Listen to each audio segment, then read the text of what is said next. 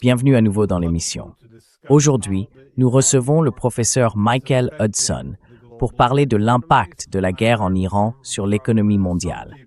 J'ai entendu certaines personnes dire que même si les prix de l'énergie sont élevés, les États-Unis pourraient en tirer profit, parce que les autres pays devraient payer plus cher pour l'énergie américaine. Et comme ces paiements se feraient en dollars, cela renforcerait le pétrodollar. Mais d'un autre côté, j'ai du mal à croire que ce soit vraiment durable. Avec la guerre et les pénuries d'énergie, on risquerait plutôt de plonger dans une dépression mondiale. Alors j'aimerais simplement connaître votre point de vue général là-dessus. Comment, selon vous, la guerre en Iran influence l'économie? Oui.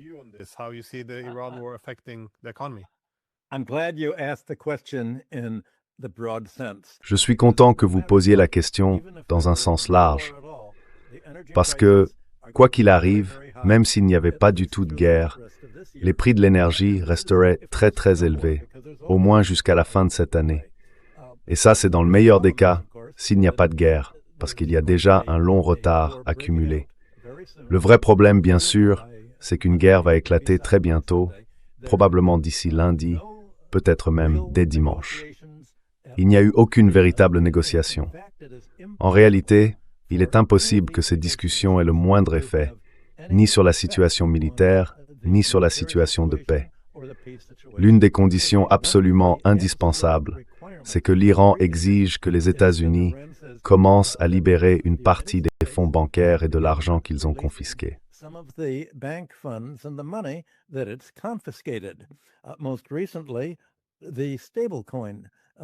Tout récemment, le stablecoin, des dizaines de milliards de dollars sur lesquels les États-Unis sont intervenus et qu'ils ont saisis, rend en fait ce type d'actif très risqué pour tout pays dont le gouvernement mènerait des politiques que Washington jugerait trop autonomes, trop indépendantes pour être tolérées. Les États-Unis ne peuvent absolument pas accepter de rendre le moindre dollar à l'Iran parce que le Congrès l'a déjà interdit. Lindsey Graham, de Caroline du Sud, et le sénateur texan Ted Cruz ont déclaré « pas un centime pour l'Iran ». Ils affirment que l'Iran est un pays terroriste, simplement parce qu'il répond au terrorisme israélien en se défendant. Les défenseurs sont qualifiés de terroristes, tout comme, depuis 2022, quand l'Ukraine a attaqué la Russie, les Russes ont été traités de terroristes pour s'être défendus. De la même manière, les Palestiniens sont appelés terroristes quand ils se défendent face au génocide israélien.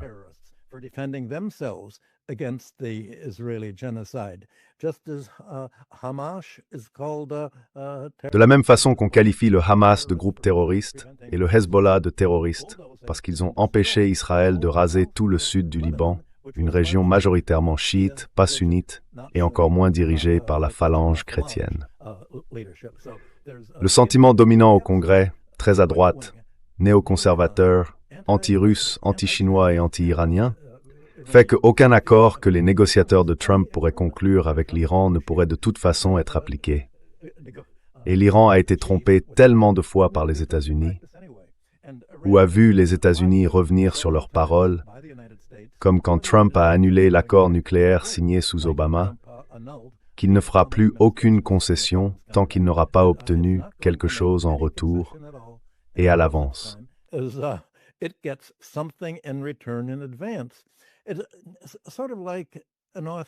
C'est un peu comme un auteur qui va voir un éditeur. L'avance que vous recevez, c'est en réalité tout l'argent que vous toucherez jamais dans les faits. Eh bien, c'est exactement ce que dit l'Iran. Ils ne s'attendent pas à ce que les États-Unis respectent un quelconque accord.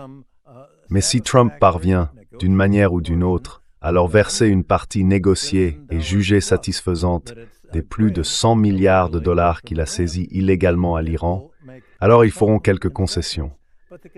Mais ces concessions n'ont absolument rien à voir avec ce que Trump a annoncé.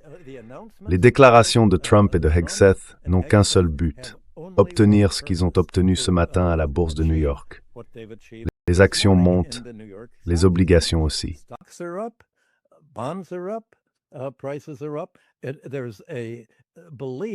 Les prix augmentent. Certains pensent qu'il va y avoir une négociation pacifique ici. Mais il y a une fortune à faire quand les marchés vont rouvrir, lundi, mardi ou mercredi, peu importe quand la réponse tombera, avec les États-Unis disant à Netanyahou « D'accord, tu peux attaquer maintenant ». Ces derniers jours, le secrétaire à la guerre Hegseth a parlé avec les dirigeants d'Oman et du Qatar. Il leur a dit, en gros, « Eh bien, si vous, Oman, refusez de ne pas vous joindre à l'Iran pour imposer les tarifs, ce qui est, pour l'Iran, une façon de commencer à obtenir des réparations pour les attaques illégales qu'il subit, alors on laissera Netanyahou vous tuer. »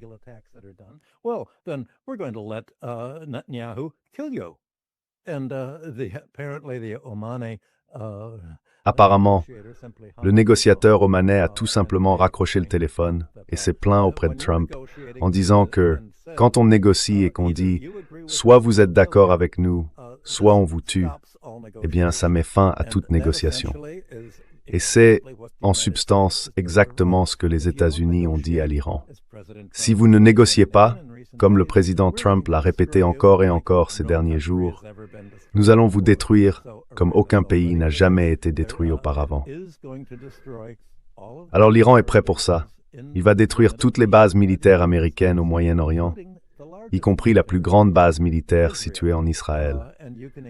Et on peut s'attendre à ce que ce soit le point culminant de la guerre qui se prépare depuis que Trump est arrivé au pouvoir, il y a 1 an et demi.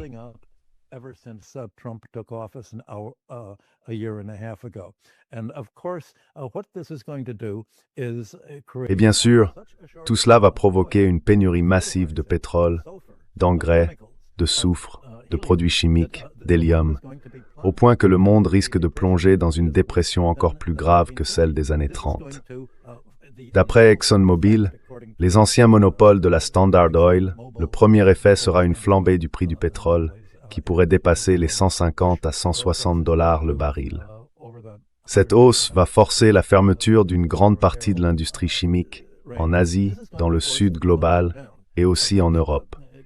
Et elle va bloquer les exportations d'engrais. Résultat, les rendements agricoles vont baisser, d'autant plus que l'été qui s'annonce risque d'être marqué par des conditions météorologiques extrêmes. On peut donc s'attendre à une envolée des prix alimentaires et à la fermeture de nombreuses industries.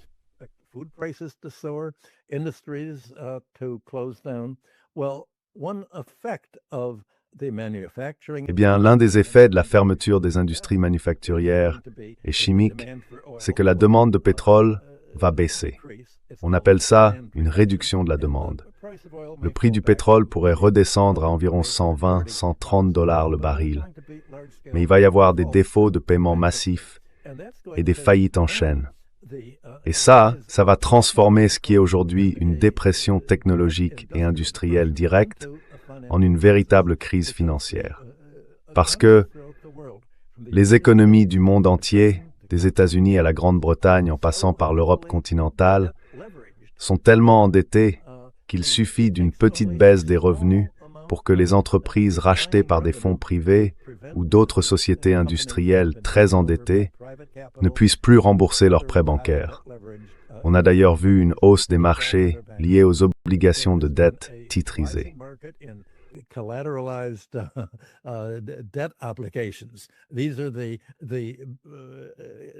Ce sont ces paris de casino, qui ont en grande partie provoqué la crise bancaire et la faillite des compagnies d'assurance et d'autres acteurs à la fin de 2008. On est en train de revivre tout ça. Mais cette fois, il n'y a aucun moyen de sortir de la dépression financière qui touche aussi bien l'Europe que les États-Unis, simplement en laissant les banques centrales créer encore plus de crédits. Parce qu'il y a déjà tellement de crédits accordés à ces banques que les économies sont saturées d'emprunts. Les banques ne veulent plus continuer à prêter à leurs clients industriels, à leurs clients du capital privé, à leurs clients financiers, immobiliers ou agricoles, juste pour qu'ils puissent payer les intérêts. Ce serait transformer les économies américaines et européennes en une sorte de système de Ponzi.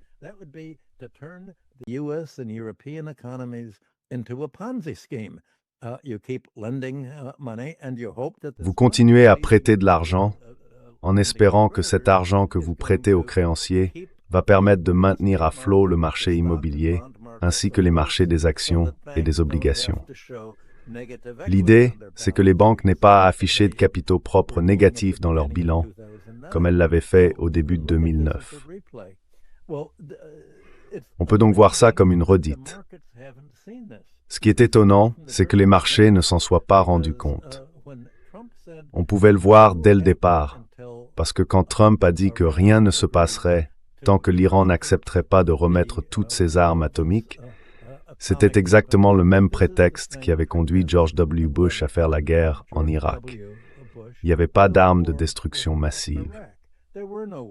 Et les agences de sécurité nationale américaines ont déclaré que l'Iran n'avait entrepris aucune démarche pour fabriquer une bombe atomique depuis 20 ans.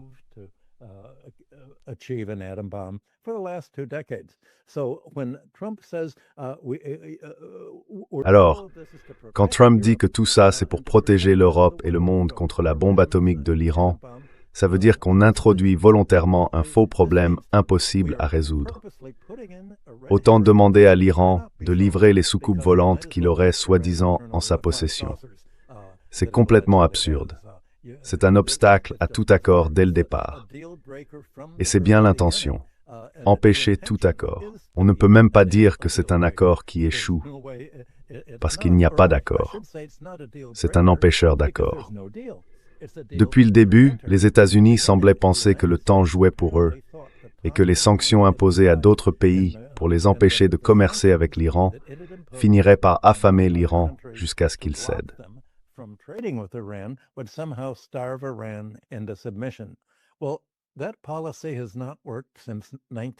Eh bien, cette politique ne fonctionne pas depuis 1979, quand elle a été mise en place pour la première fois par l'administration Carter, et elle ne va pas marcher maintenant non plus. Tout l'objectif de ce faux prétexte, c'est simplement d'empêcher toute négociation sérieuse. Mais l'Amérique, pour une raison ou une autre, voulait donner l'illusion qu'elle essayait de négocier la paix. Et maintenant, elle cherche à pousser l'Iran à réagir d'une manière défensive face à une manœuvre américaine qui sera ensuite présentée comme, eh bien, une simple réaction des États-Unis à une attaque terroriste iranienne. Que ce soit par nos propres bombardiers, par ceux d'Israël, ou par tout autre plan que Washington a prévu pour ce dimanche, ce lundi, ou quelque part la semaine prochaine.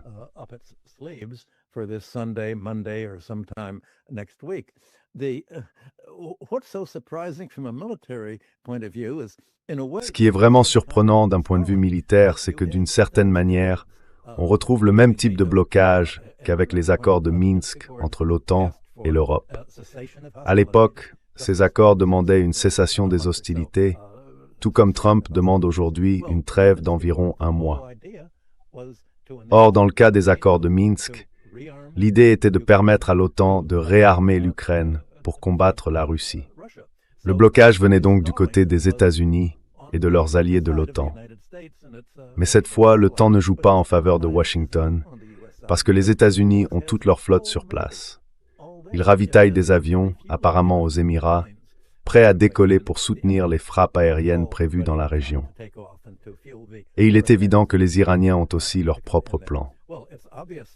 Ils sont prêts à riposter.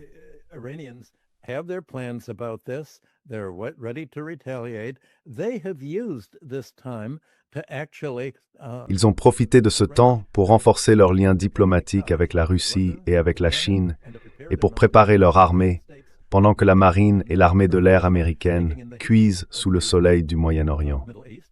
Le temps joue donc en faveur de l'Iran, comme c'est le cas depuis plusieurs décennies. Les États-Unis ne peuvent plus rien obtenir par les sanctions, parce que l'Iran s'est habitué à vivre avec. En clair, il n'y aura pratiquement pas d'accord.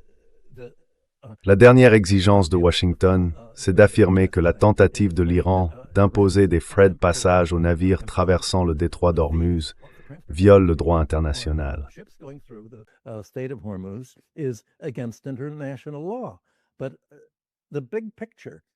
Mais si on prend un peu de recul sur tout ce dont on parle, Glenn, le fond du problème, c'est qu'il n'existe pas de droit international.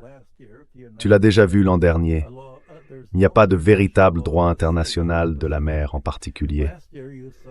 L'année dernière, on a vu des avions américains bombarder des pêcheurs vénézuéliens et colombiens sur la côte ouest de l'Amérique latine en disant « Eh bien, pour autant qu'on sache, ils transportaient peut-être de la drogue. » Voilà encore un exemple de ce qu'ils appellent le droit international. Il n'y avait absolument aucune preuve qu'ils transportaient quoi que ce soit. Parce que les bateaux ont été attaqués sans avertissement, sans qu'on leur dise d'arrêter, sans qu'on tente de monter à bord pour vérifier s'il y avait de la drogue. Et en réalité, il s'est avéré que c'était bel et bien des pêcheurs.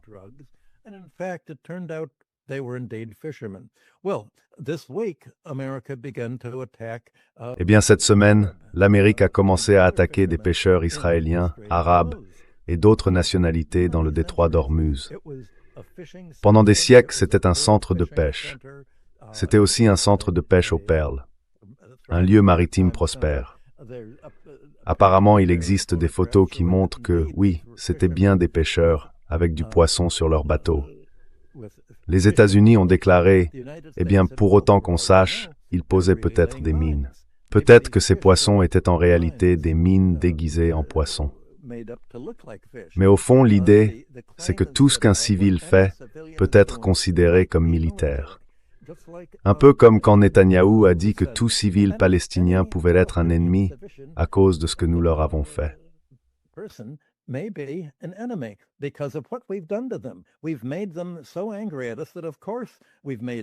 Nous les avons rendus tellement en colère contre nous que, bien sûr, nous avons fait de chaque Palestinien un ennemi.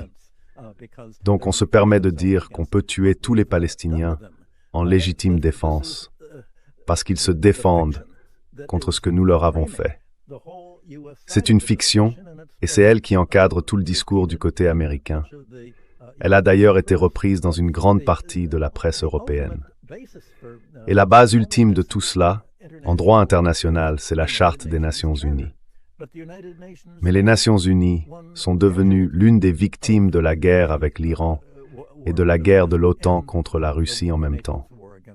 L'ONU n'a pas été capable de faire appliquer les lois inscrites dans sa propre charte. Elle n'y est tout simplement pas parvenue.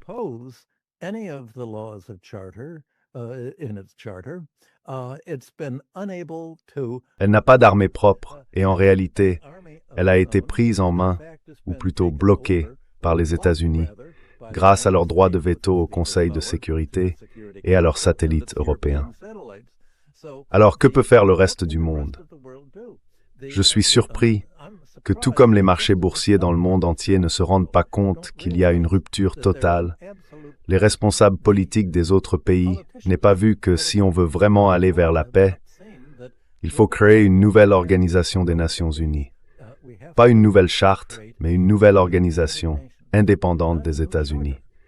Et le seul type d'organisation qui pourrait servir de modèle à cela serait une organisation dont les principaux membres seraient la Chine, la Russie et l'Iran.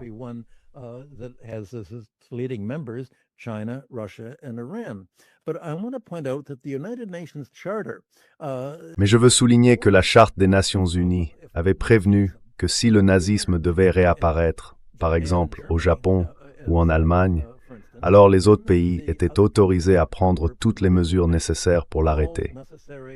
Et j'imagine que tout traité que l'Iran signerait devrait préciser les conséquences d'une attaque d'Israël contre l'un de ses voisins ou contre l'Iran à nouveau. Il faut mettre fin au génocide ethnique et raciste. C'est le même type de nazisme qu'on voit aujourd'hui, soutenu par l'Allemagne et la Grande-Bretagne dans la guerre contre la Russie. Cette idée raciste selon laquelle les locuteurs slaves seraient des sous-hommes, des cafards. C'est exactement le même discours que tient Netanyahou quand il dit que les Palestiniens et les Arabes sont des cafards.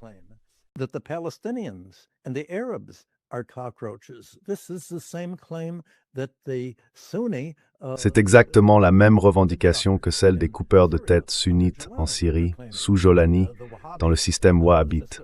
Il faut tuer tous les non-sunnites. On assiste à une résurgence, soutenue par les États-Unis, de tout ce qui, à la fin de la Seconde Guerre mondiale, était considéré comme l'essence même du nazisme, l'essence d'une attaque contre les principes de la civilisation elle-même.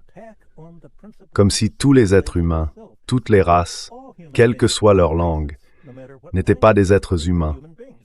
Comme si le droit international ne s'appliquait qu'aux êtres humains, mais pas à ceux qui sont la cible des attaques américaines.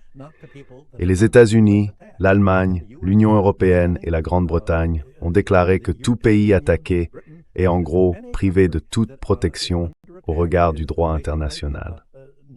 Immune from protection under international law. And they have this same fanatism. Et ils ont ce même fanatisme qu'avaient les Allemands pendant la Seconde Guerre mondiale. Et ces Allemands, les nazis, étaient très... Enfin, si vous voulez voir ce qui se passerait dans un scénario comme celui-là, regardez ce qui est arrivé à tous ces nazis que les États-Unis ont embauchés en 1945. On leur a offert une protection, on les a envoyés en Amérique latine, et en gros, ils ont orienté beaucoup d'oligarchies et d'armées clientes des États-Unis vers des dictatures qui ont freiné le développement de l'Amérique latine depuis près de 80 ans. En fait, c'est un peu comme si le monde était en train de revivre la Seconde Guerre mondiale.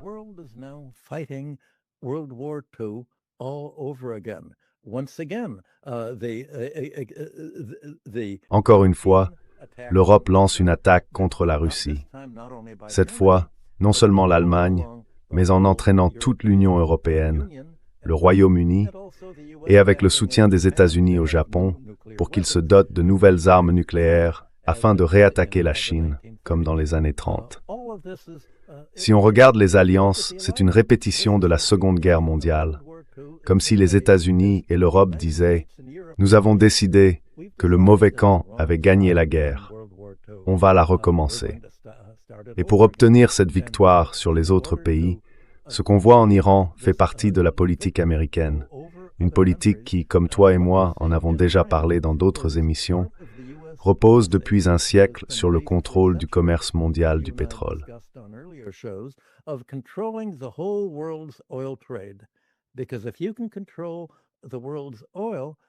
Parce que si vous contrôlez le pétrole du monde, vous avez le pouvoir de couper l'électricité, l'éclairage, le gaz, le chauffage domestique, les produits chimiques des autres pays qui ne commercent pas avec vous.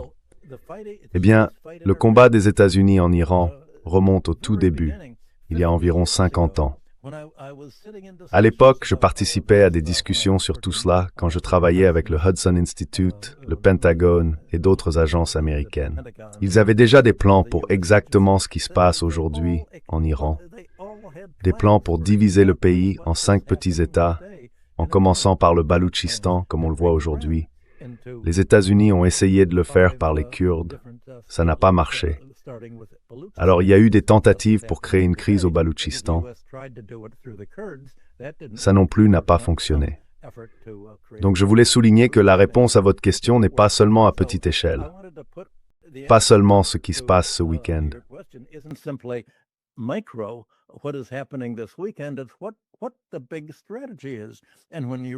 C'est ça la grande stratégie. Et quand on comprend que cette stratégie a été adoptée par les gouvernements d'Europe, par celui des États-Unis et par leurs alliés dans d'autres pays, on se rend compte qu'au fond, ce que disent les électeurs n'a plus vraiment d'importance. Les électeurs en Europe, d'après les sondages, sont contre la guerre avec la Russie. Ils sont contre le génocide des Palestiniens. Ils sont contre les attaques israéliennes. Et pourtant, en Allemagne et en Grande-Bretagne, il existe des lois qui font que si vous critiquez l'Ukraine, et surtout si vous critiquez Israël, ou que vous défendez les Palestiniens face à cette attaque génocidaire, vous pouvez aller en prison. C'est un délit. Ils ont criminalisé le soutien au droit international tel qu'il est défini par le rapporteur des Nations Unies.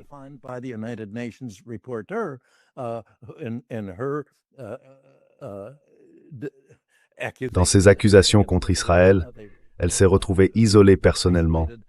Les juges de la Cour internationale de justice, qui ont porté des accusations graves contre Israël, ont eux aussi été mis à l'écart. Ce qu'on voit aujourd'hui, ce n'est pas seulement une interruption du commerce du pétrole, c'est une rupture de tout l'équilibre diplomatique international mis en place il y a environ 80 ans. le monde entier est arrivé à un point de rupture, avec d'un côté les États-Unis et l'Europe, et de l'autre l'Iran, poussé à s'allier avec la Chine et la Russie, et qui prend désormais la tête avec d'autres pays.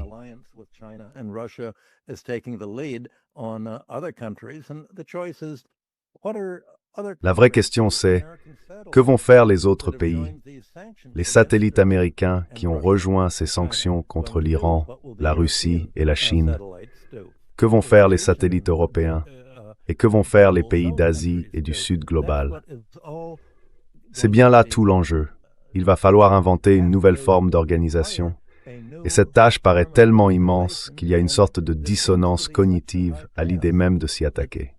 C'est un peu comme si le problème était trop vaste pour être traité, tout comme l'impact des prix élevés de l'énergie, pour revenir à votre question de départ, est trop profondément perturbateur sur le plan structurel pour qu'on puisse vraiment y faire face.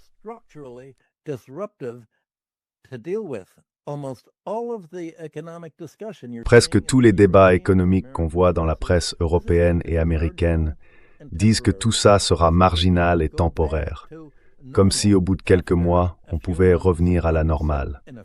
Et Trump a même déclaré que d'ici quelques mois, les prix du pétrole allaient baisser. Mais ce qui se passe, c'est irréversible. Non seulement c'est irréversible, mais cela enclenche une transformation d'au moins 6 mois, probablement de plusieurs années, qui sera elle aussi irréversible, parce qu'elle va bouleverser tout le contexte économique, commercial, financier et militaire de l'économie internationale.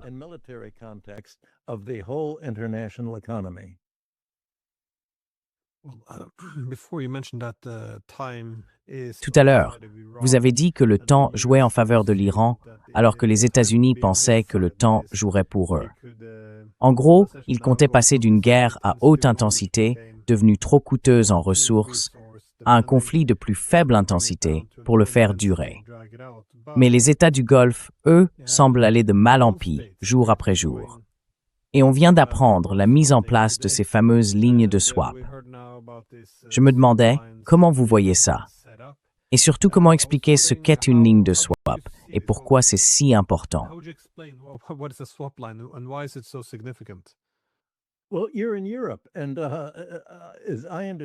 Eh bien, vous êtes en Europe, et si je comprends bien, l'économie européenne est sous pression, tout comme l'économie américaine.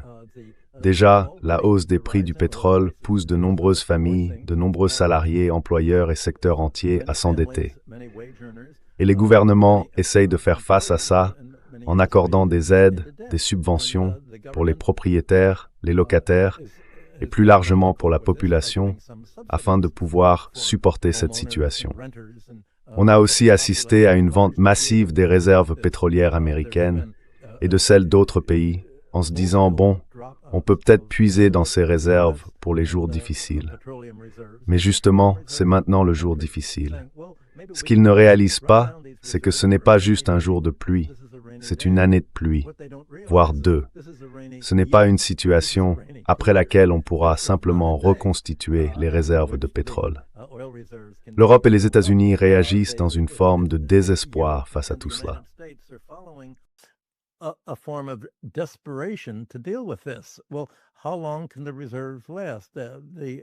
Alors, combien de temps les réserves peuvent-elles tenir?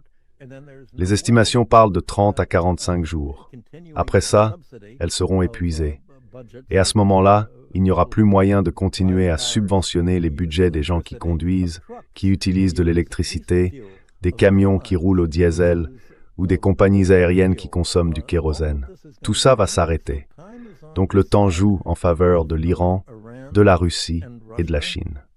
Les économies occidentales, elles, sont en train de s'autodétruire, surtout en Europe, avec l'Allemagne. Là-bas, les dirigeants allemands, et plus largement les dirigeants européens, disent qu'il faut absolument participer à cette nouvelle guerre. C'est, selon eux, la dernière guerre qu'il faut gagner, comme la Seconde Guerre mondiale pour le camp germano-européen.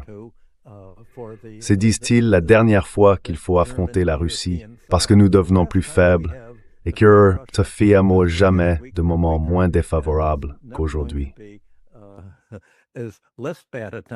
as it is right now. And so we have to use our Et donc nous devons utiliser nos budgets nationaux pour subventionner une industrie de guerre, pas nos industries commerciales habituelles, pas nos consommateurs, ni nos salariés.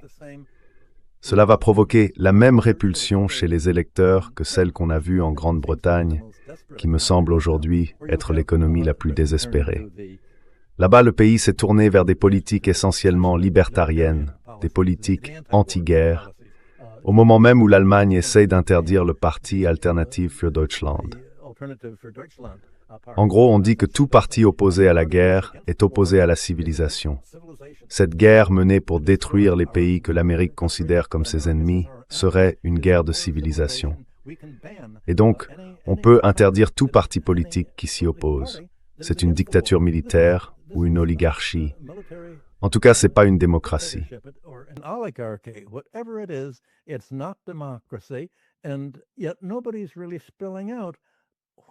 Et pourtant, personne n'explique vraiment ce que ça veut dire. Comment cette prise de pouvoir a-t-elle eu lieu? Comment l'Europe et d'autres pays comme ceux d'Amérique latine en sont-ils arrivés à avoir des présidents, une armée et ce qu'on appelle un État profond, qui contrôle le gouvernement de manière indépendante, sans que les électeurs semblent avoir la moindre influence, sans même la possibilité de dire « Est-ce qu'on ne pourrait pas organiser un référendum pour décider s'il faut faire la guerre ou non ?» Eh bien, les lois de presque toutes les démocraties modernes disent non. Pas de référendum. On ne peut voter que pour des individus à la tête d'un parti. Et ces individus partagent souvent la même vision politique sur la guerre, la paix et une économie qui favorise le secteur financier plutôt que le secteur industriel. En fin de compte, la démocratie elle-même s'est refermée de cette guerre.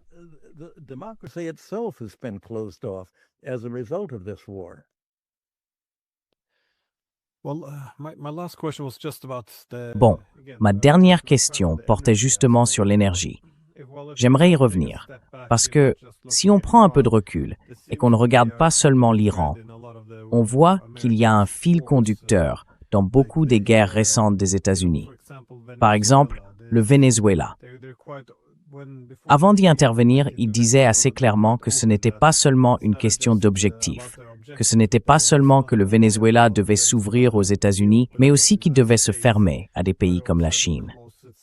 On a ensuite vu la même logique quand les États-Unis ont contribué à couper l'Europe de la Russie. Là encore, les Européens ont quand même une part de responsabilité.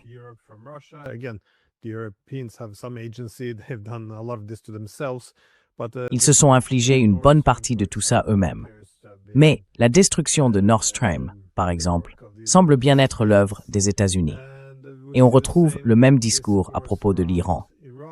Autrement dit, de nombreux sénateurs américains et plusieurs think tanks expliquent que oui, même s'il y a aujourd'hui une sorte de double blocus, les États-Unis continuent à recevoir leur énergie, mais que cela réduit à nouveau les approvisionnements vers la Chine.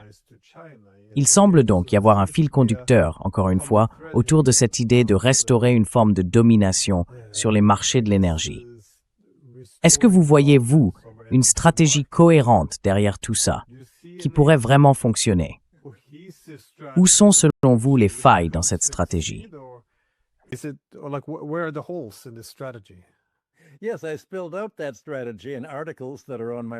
Oui, j'ai déjà exposé cette stratégie dans plusieurs articles sur mon site, et les États-Unis l'ont eux aussi clairement formulée, je crois, 2 semaines après l'arrivée de Trump à la Maison-Blanche.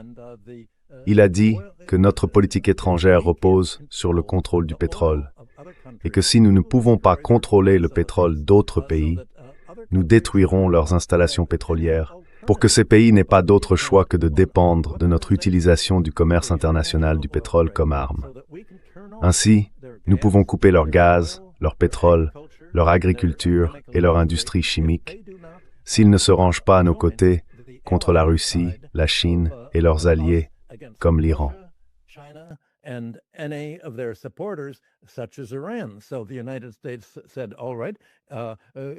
Alors, les États-Unis se sont dit, très bien, pour empêcher d'autres pays de devenir des sources alternatives de pétrole, ce qui affaiblirait la capacité de l'Amérique à utiliser le commerce du pétrole comme une arme et à couper les robinets pour le reste du monde. Il y a eu, comme vous venez de le rappeler, la destruction du gazoduc Nord Stream et les sanctions contre le commerce avec la Russie. Et maintenant, on retrouve le même problème avec le Venezuela. D'abord, ils ont imposé des sanctions au Venezuela, puis, finalement, ils l'ont attaqué et pris le contrôle du pays. Aujourd'hui, tous les revenus du Venezuela issus du commerce du pétrole sont versés sur un compte bancaire en Floride, sous la direction personnelle de Donald Trump et de ses collaborateurs. Et c'est exactement ce que les États-Unis veulent faire avec l'Iran.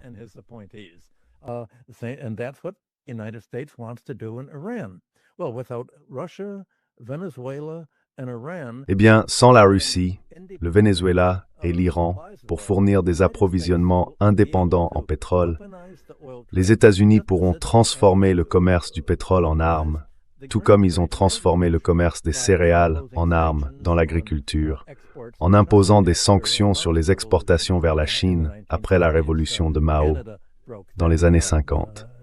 Le Canada avait alors contourné cette interdiction, cette tentative de coupure, en vendant du blé à la Chine. Aujourd'hui, les États-Unis ne peuvent plus imposer leur domination à l'étranger en étant une puissance industrielle, comme avant, ni même une puissance financière. Le seul moyen qu'il leur reste pour contrôler d'autres pays, c'est de semer le désordre, de créer le chaos, en disant « Nous allons perturber votre commerce extérieur, et donc votre industrie », exactement comme l'a fait Trump avec sa politique de droits de douane. Just as we did when Trump imposed his tariff policies. And we can agree to. Et là-dessus, on peut être d'accord. Calmons un peu le chaos qu'on provoque en disant que vous allez accepter de rejoindre notre axe, notre combat contre la Russie, la Chine et tout pays qui se développe en utilisant son excédent économique et financier pour favoriser sa propre prospérité, au lieu de transférer cet excédent aux États-Unis. En réalité, les États-Unis sont devenus le nouveau baron voleur de l'économie mondiale. Et c'est ça, la stratégie explicite de la politique étrangère américaine. Elle a été formalisée, tout est sorti au grand jour en décembre dernier, dans le rapport sur la stratégie de sécurité nationale des États-Unis. C'est la suite directe de l'annonce faite par Trump 1 an et demi plus tôt, selon laquelle l'énergie allait devenir la clé de leur politique étrangère. Tout est écrit noir sur blanc.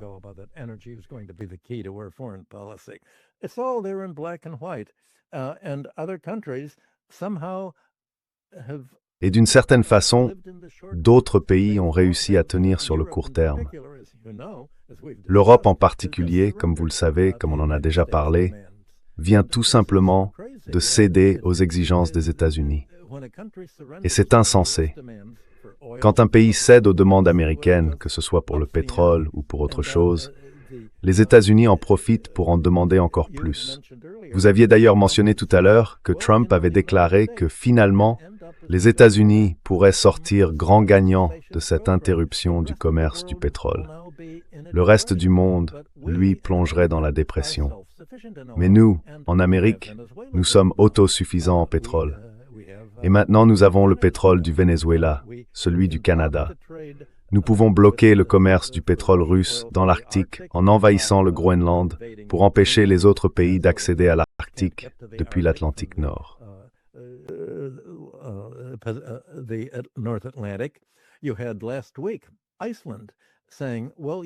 La semaine dernière, on a entendu l'Islande dire « Eh bien, vous savez, nous sommes indépendants depuis des siècles. Peut-être qu'on devrait rejoindre l'Union européenne. L'Union européenne nous défendrait contre la tentative des États-Unis, non seulement de prendre le contrôle du Groenland, mais aussi de l'Islande, afin de maîtriser l'accès à l'Atlantique Nord et à l'Arctique par la région islandaise. » On voit donc le monde entier s'aligner pour un conflit militaire qui tourne, au fond, autour du pétrole. Ce qui s'est passé, c'est que pour maintenir les prix bas, les États-Unis ont utilisé une solution de court terme, vendre une partie de leurs réserves stratégiques de pétrole.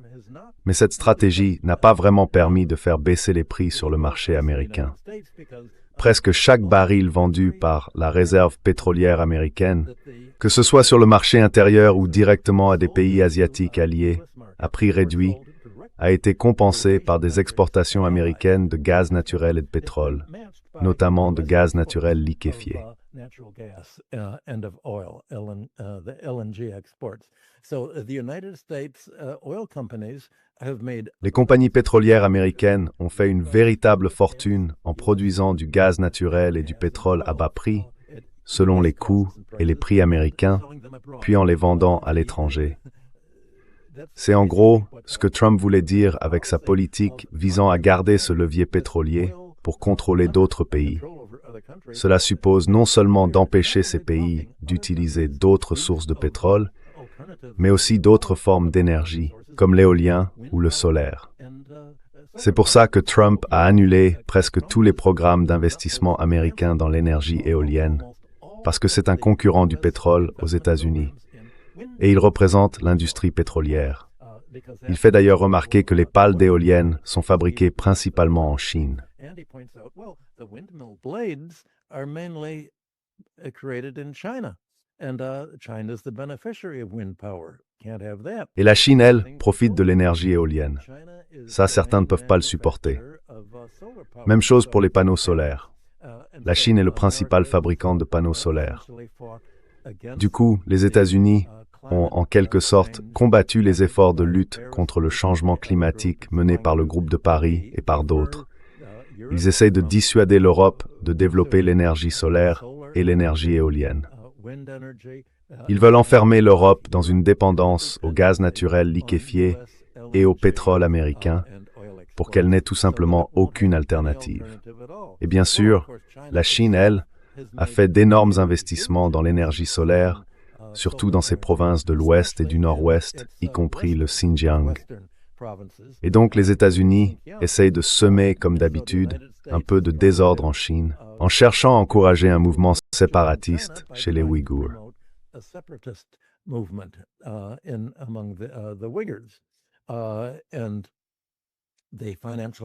Et le Financial Times publie aujourd'hui un long article qui explique comment les États-Unis essayent de faire exactement ça, en prétendant qu'il s'agit d'un combat contre l'islam. Ils essayent de jouer sur la carte raciale et la carte religieuse. L'idée, c'est de diviser pour mieux régner. Si on parvient à fragmenter les populations en groupes ethniques, religieux ou politiques différents, alors les autres pays ne peuvent pas s'organiser, ni formuler une réponse cohérente pour proposer une alternative à la stratégie américaine de sécurité nationale. Une stratégie qui en réalité n'a rien à voir avec la sécurité. Son but, c'est d'empêcher tout autre pays d'avoir sa propre sécurité, son autosuffisance et son autonomie vis-à-vis des États-Unis.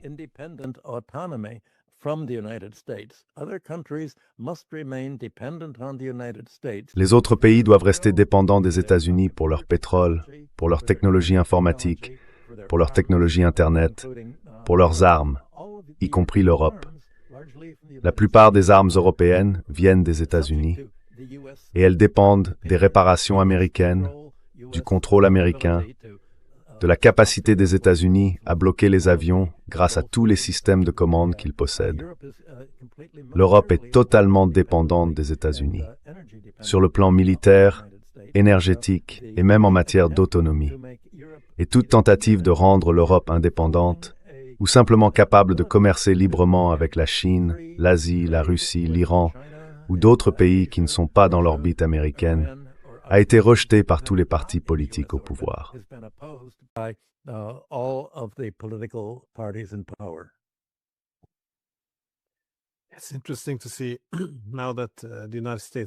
C'est intéressant de voir qu'aujourd'hui, les États-Unis ne peuvent plus vraiment rivaliser comme ils le faisaient autrefois, c'est-à-dire sur le plan économique.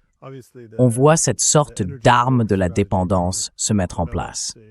Bien sûr, la stratégie de guerre énergétique en cours est une chose, mais il y a aussi ces efforts pour transformer la technologie en arme, pour en restreindre l'accès, notamment contre la Chine.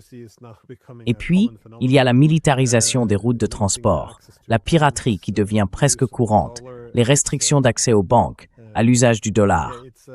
Oui, Même si tout cela devait fonctionner, ça fragilise complètement le système économique international. Il est difficile d'imaginer que le monde n'entre pas dans une crise majeure à cause de cette situation. Vous avez un dernier mot sur la direction que tout cela pourrait prendre. Est-ce que les États-Unis vont réussir à renforcer leur puissance relative face aux autres grandes puissances, ou bien est-ce que le chaos qu'ils provoquent va finir par les engloutir eux aussi?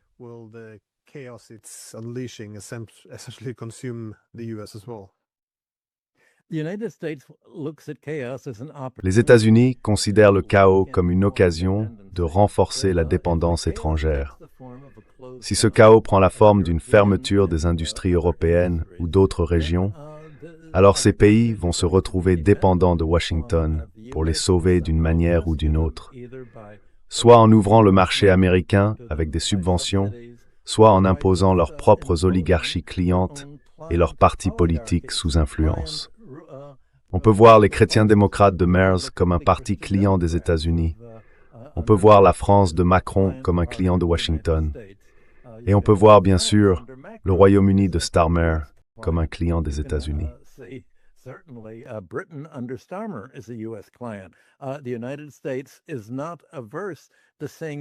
Les États-Unis n'hésitent pas à dire que c'est la fin de l'Europe de l'Ouest, comme concurrent industriel possible des États-Unis. En gros, c'est comme si les États-Unis disaient « Si notre industrie n'est plus compétitive et qu'on est à l'arrêt, on va faire en sorte que nos partenaires commerciaux ne le soient pas non plus, pour les empêcher de se tourner vers les économies qui continuent de croître grâce à leur propre autosuffisance. » La Russie, la Chine et l'Iran, ce trio qui est en train d'émerger. Le résultat, c'est que les autres pays dans l'orbite américaine vont devoir choisir.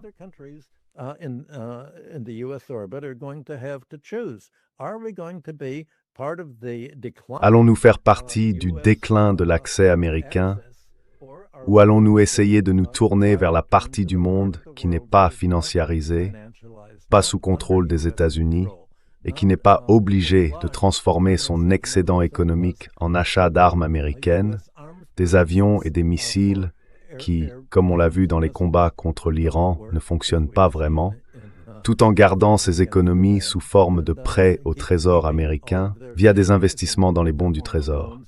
Et puis il y a cette exigence des États-Unis que l'Allemagne, le Japon, la Corée et d'autres pays délocalisent leur industrie lourde, leur production, leur chimie et leurs ordinateurs vers le territoire américain. Alors l'Europe va-t-elle elle aussi transférer son industrie aux États-Unis? Ou bien, jusqu'à présent, a-t-elle plutôt eu tendance à la déplacer vers la Chine?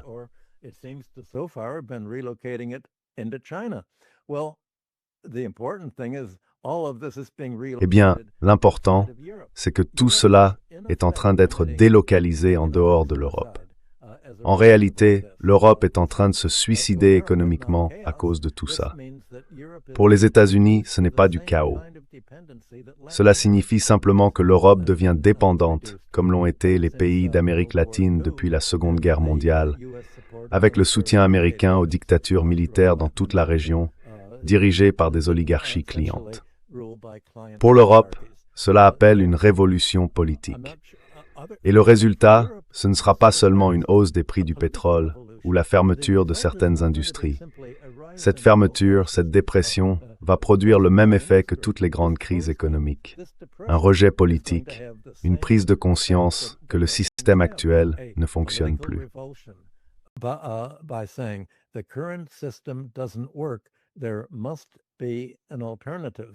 Il faut qu'il y ait une alternative.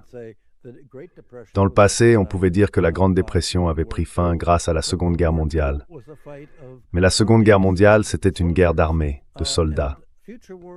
Les guerres de l'avenir, elles, ne seront plus des guerres d'armée. Ce seront des guerres aériennes. Des affrontements réglés par des missiles, des bombes et des drones, pas par des envahisseurs. Aucun pays n'a plus les forces armées capables d'envahir un autre pays. Les invasions, ça ne marche pas.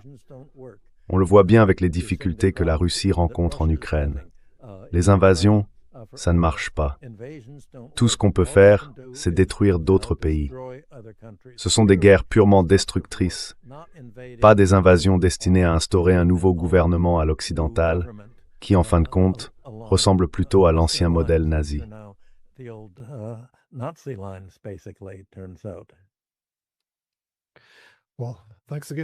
Eh bien, merci encore pour vos éclairages. J'ai mis un lien vers votre site dans la description et je conseille à tout le monde de lire vos articles, comme je compte le faire plus souvent moi-même. Merci encore. Merci beaucoup de m'avoir invité, Glenn Diesen.